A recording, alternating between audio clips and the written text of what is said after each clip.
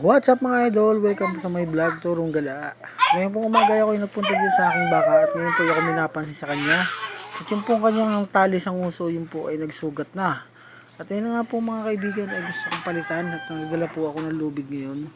At dahil nga po pag pinabayaan ito ay maaring mas lumaki pa yung sugat mga idol. At makikita nyo po mga kaibigan na yung nguso niya ay pagampagana mga kaibigan.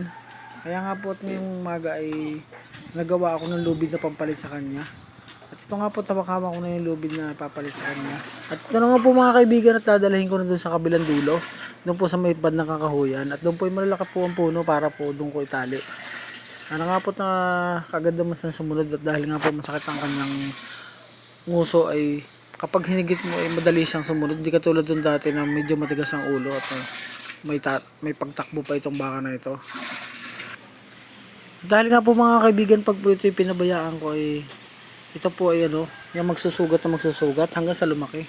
Ito na nga po mga kaibigan at nandito na po ako sa kakahuyan. At yan na nga po at tinatali ko ng aking baka. Kailangan po mga kaibigan ay malapit po sa puno yung pagkakatali para hindi po siya magwala. At kapag ito po malayo ay maaring umikot-ikot at ikaw ay maikutan din ng baka. At dahil nga po itong mga kaibigan ay malakas na baka at malaking baka, ay kumuha po ako ng isang extra na tali at na bago. Yan nga po aking nilalagay na. Kapag hindi ko po ito nilagyan ng isang extra na tali, malamang pumaputol niya dahil po ito ay napakalakas at ito ay malaking baka. At ito na nga at na ilagay ko na yung bagong tali. At ito nga pong taling ito ilalagay ko sa bandang taas ng puno. Yan, para po magkontrahan sila at hindi po makagalaw itong ulo ng aking baka. Para po madali akong palitan ng at makalas yung kanyang may sugat na tali.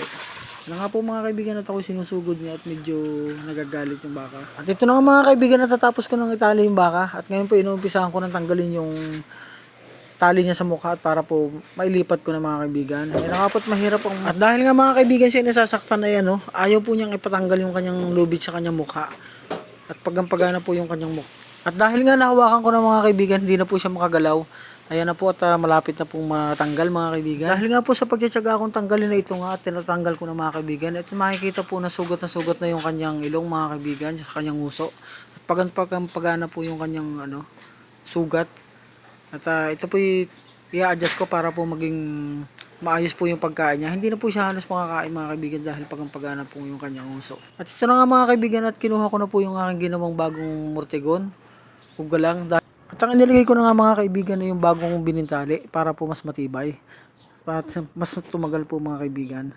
At sisiguraduhin ko po na ito ibababa ko para hindi na po tumama dun sa dating may sugat. Ay na nga po mga kaibigan at nilagay ko na.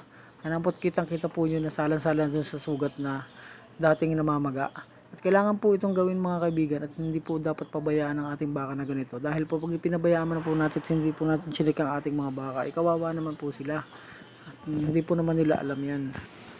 Pagkatapos ko nga palang ilagay, tinanggal ko na po yung tali na luma, mga kaibigan. Ay napot kita nyo, tinatanggal ko na.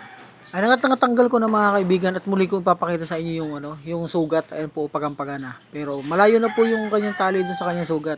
At makakain na po siya ng mabuti ngayon mga kaibigan. At hindi na po siya masasaktan kapag siya ay kakain ng... At makasigurado ko mga kaibigan na maayos ng tali ng aking baka sa nguso ay aking pinakawala na. Ayun nga po, tinatanggal ko na yung lubid at para po mailawig ko na sa dun sa bagkang madamo mga kaibigan at naman kapangalan siya ng damo. At mga kaibigan, ako nga po pala nagpapasalamat sa walang sawa niyo pagsubaybay kay Turong Gala. Thank you for watching po sa inyong lahat mga kaibigan at sa lahat po ng mga kaibigan ko dyan sa YouTube channel. Shoutout po sa inyong lahat mga idol. Kumusta po kayong lahat dyan? Thank you for watching.